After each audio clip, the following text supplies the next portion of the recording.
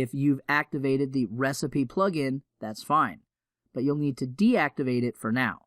Just like our themes, we want to set up settings for our plugin after activation. Inside the main plugin file, let's add some sections first. Here are the 4 sections that we'll make: Setup, Includes, Hooks, and Shortcodes. Under the Hooks section, we're going to call a function called register_activation_hook.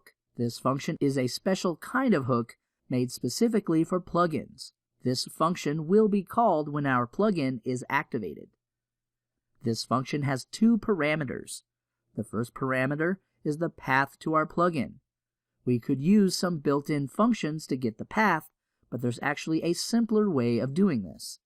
PHP provides a constant named _file_.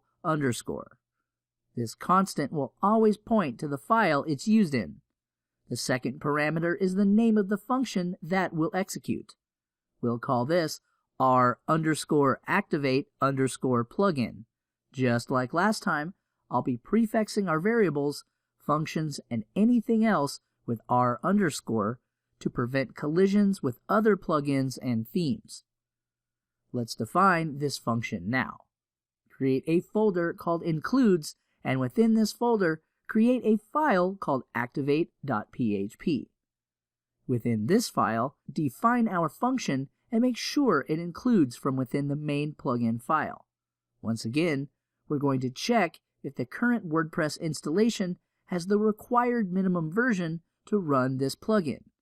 Do you remember how to do that? Pause the video and try to do it yourself. If you haven't figured out how to do it, no worries. We'll go over it together.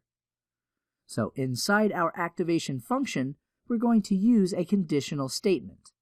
Inside this conditional statement, let's call the version_compare function. Just like last time, we're going to use the blog_info function and get the version. The second parameter is 4.2, which will be the minimum version required. Lastly, we'll use the less than operator. This will basically check if the current version is less than the minimum required version. If it is, then we don't want to activate this plugin.